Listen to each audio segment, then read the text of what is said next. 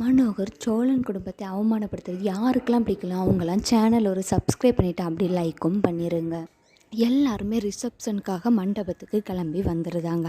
அங்கே உள்ள கட் அவுட்டெல்லாம் பார்த்துட்டு நிலாவும் சோழன் அழகாக எழுதியிருக்குல்ல அப்படின்னு சொல்லி நிலா சோழன் எழுதியிருக்கு பாரு அப்படிங்கிற மாதிரி சோழன் சொல்கிறாங்க. உடனே சோழன் கேட்காங்க, இதில் நின்று ஒரு ஃபோட்டோ எடுத்துக்கலாமா நிலா அப்படிங்கிற மாதிரி கேட்குறாங்க. அவங்களும் ஃபோட்டோவும் எடுத்துக்கிடுறாங்க. அப்படியே எல்லாரும் மண்டபத்துக்குள்ளே போகிறாங்க. நிலாவுக்கு சோழன் குடும்பத்தை ஏதாவது திட்டுவாங்களோ இல்லைன்னா ஏதாவது பண்ணுவாங்களோ அப்படிங்கிற பயம் இருந்துகிட்டே இருக்குது. நிலாவும் கவனமாக இருங்கன்னு அவங்க எதுவும் சொன்னாங்க அப்படின்னா எனக்கு உடனே ஃபோன் அடிங்க அப்படிங்கிற மாதிரி சொல்லிவிட்டு மேக்கப் போடுறதுக்கு போகிறாங்க. இங்கே நிலாவோட அப்பா வந்து சோழன் குடும்பத்தை அவமானப்படுத்தினது மட்டும் இல்லாமல் அவங்களையே வேலையும் வாங்குறாங்க. ரிசப்ஷனுக்கு என்னென்ன வேலை செய்யணுமோ மண்டபத்தில் நிறைய வேலை கிடக்கு, அதை எல்லாத்தையும் பல்லவனை விட்டு செய்ய சொல்கிறாங்க. உடனே பாண்டி கேட்குறாங்க, என்ன பல்லவா நம்ம வீட்டில் ஒரு வேலை செய்ய சொன்னால் செய்ய மாட்டேன், இங்கே இந்த வேலையெல்லாம் செஞ்சிட்ருக்கா அப்படிங்கிற மாதிரி கேட்குறாங்க. இல்லைண்ணே அவங்க செய்ய சொன்னாங்க அதான் செய்கிறேன் அப்படிங்கிற மாதிரி சொல்கிறேன். சரி வா நானும் சேர்ந்து செய்கிறேன் அப்படிங்கிற மாதிரி அவங்க 2 பேரும் செஞ்சிட்ருக்காங்க. ஏற்கனவே நிலா அவங்க அப்பா அம்மா மேலே பயங்கர கோவத்தில் இருக்காங்க.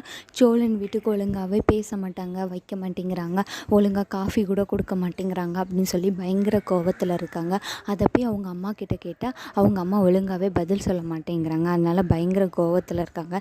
எல்லா ஃபங்க்ஷனும் முடியட்டும் அதுக்கப்புறம் தான் உங்களுக்கு இருக்குது அப்படிங்கிற மாதிரி சொல்லிகிட்டு இருக்காங்க. அது கூட இந்த வேலை செய்ய சொன்னதெல்லாம் தெரிஞ்சிச்சு அப்படின்னா இல்லை கண்டிப்பாக சண்டை போடுவாங்க. அப்படியே எல்லா சொந்தக்காரங்களும் மண்டபத்துக்கு வந்துட்டுருக்காங்க. அப்படியே ஒரு பெரிய ஆள், ரொம்ப பெரிய பணக்காரங்களும் வராங்க. உடனே நிலாவோட அப்பா வந்து நிலா கிட்ட இன்ட்ரடியூஸ் பண்ணி வைக்கிறாங்க. இதுதான் இவங்க தான் ரொம்ப பெரிய பணக்காரங்க அப்படிங்கிற மாதிரி. உடனே மனோகர் சொல்கிறாங்க, என் பொண்ணும் சென்னையில் பெரிய ஆர்கிடெக்ட் தான் அப்படிங்கிற மாதிரி சொல்லிகிட்டு இருக்காங்க. 3 பேர் சேர்ந்து கம்பெனிலாம் நடத்திட்டுருக்காங்க அப்படிங்கிற மாதிரி சொல்லிகிட்டு இருக்காங்க. உடனே அப்படி பேசிகிட்டு இருக்கும்போது மாப்பிள்ளை என்ன பண்ணுறாரு அப்படின்னு சொல்லி கேட்டுட்ருக்காங்க. உடனே நிலா சொல்கிறாங்க, சோழன் நீங்கள் ஒரு நிமிஷம் வாங்கலை அப்படின்னு சொல்லி கூப்பிட்டு, இதுதான் என்னோடய ஹஸ்பண்ட், இவங்க கார் ஓட்டுறாங்க அப்படின்னு சொல்லி சொல்கிறாங்க. உடனே அவங்க ஒரு மாதிரி மூஞ்சே சொல்லிக்கிறாங்க. உடனே மனோகர் சொல்கிறாங்க, இதெல்லாம் எதுக்குமா இப்போ சொல்லிக்கிட்டு அமைதியாக இருக்கலாம்ல அப்படிங்கிற மாதிரி சொல்லிட்டு இருக்காங்க. அதானப்பா உண்மை, பிறகு எதுக்கு நான் அமைதியாக இருக்கணும் அப்படிங்கிற மாதிரி நிலாவும் கேட்டுட்ருக்காங்க. உடனே மனோகர், இதுக்கு தான் நான் சொல்கிறேன், எவ்வளோ பெரிய பணக்காரங்க வீட்டிலேருந்து பொண்ணு எடுத்துருக்கீங்க, அவங்களுக்கு கொஞ்சமாவது தெரியணும், நான் ஒரு பிஸ்னஸ் வச்சு தரேன் அப்படின்னு சொன்னாலும் நீங்கள் கேட்க மாட்டேங்கிறீங்க அப்படிங்கிற மாதிரி மனோகர் சொல்லிகிட்ருக்காங்க. இப்படிலாம் நீங்கள் பேசுவீங்க வைப்பீங்க, சொந்தக்காரங்க முன்னாடி அவமானப்படுத்துவோம் அப்படிங்கிற மாதிரி நீங்கள் நினைப்பீங்க அப்படின்னு சொல்லிட்டு தான் நான் இந்த ரிசப்ஷனே வேண்டான்னு சொன்னேன்ப்பா, நீங்கள் தானே வலுக்கட்டாயமாக வச்சிங்க அப்படிங்கிற மாதிரி நிலாவும் கேட்டுட்ருக்காங்க. சரி எல்லாம் ஃபங்க்ஷன் முடியட்டு பேசிக்கலாம், இப்போ கொஞ்ச நேரம் அமைதியாக ஏறி அப்படிங்கிற மாதிரி நிலாக்கிட்டேயும் சொல்லிடுதாங்க மனோகர். இங்கே நிலாவோட அம்மா வந்து நிலாவை ரொம்பவே பாசமாக பார்த்துக்கிடுறாங்க.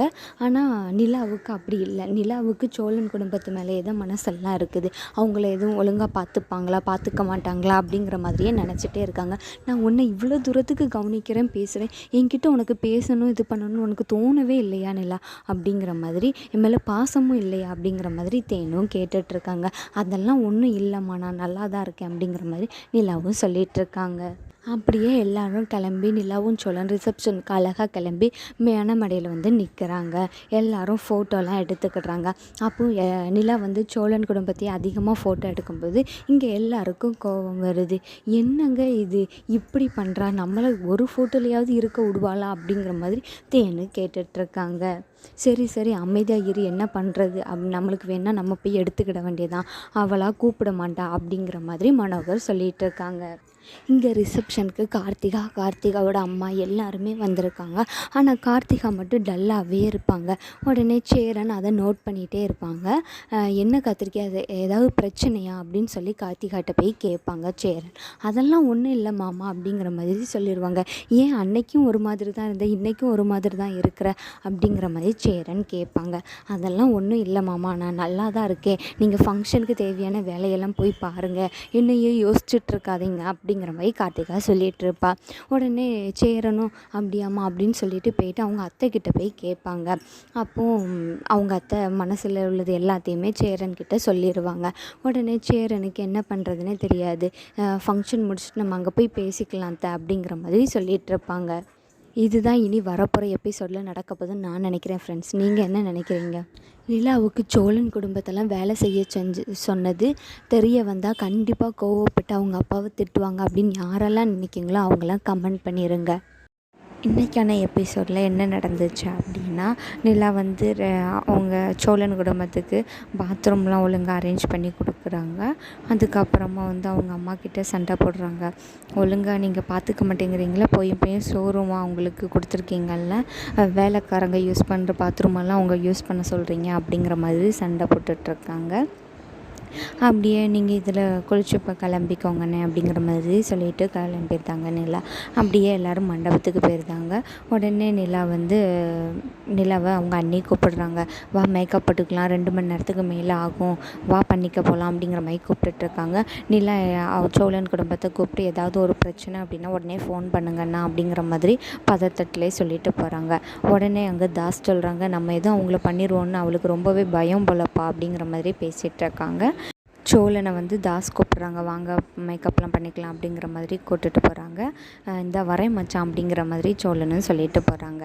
இங்கே எல்லா வேலையும் நடந்துகிட்ருக்கு. சீக்கிரமாக பண்ணுங்கள், ஆளுங்கள்லாம் இப்போ வந்துடுவாங்க அப்படிங்கிற மாதிரி மனோகர் வேலையாட்களை திட்டிகிட்ருக்காங்க. அப்போ பல்லவன் என்ட்ரி கிராஸ் ஆகுறாங்க. உடனே பல்லவனை கூப்பிட்டு இந்த சேருக்கெலாம் கொஞ்சம் கவர் போடப்பா அப்படிங்கிற மாதிரி சொல்கிறாங்க. உடனே பல்லவன் அப்படி பார்க்குறாங்க. உடனே சொல்கிறாங்க, எல்லாம் நம்ம வீட்டு வேலை தானப்பா, நம்ம தானப்பா செய்யணும் அப்படிங்கிற மாதிரி சொல்லிகிட்டு இருக்காங்க.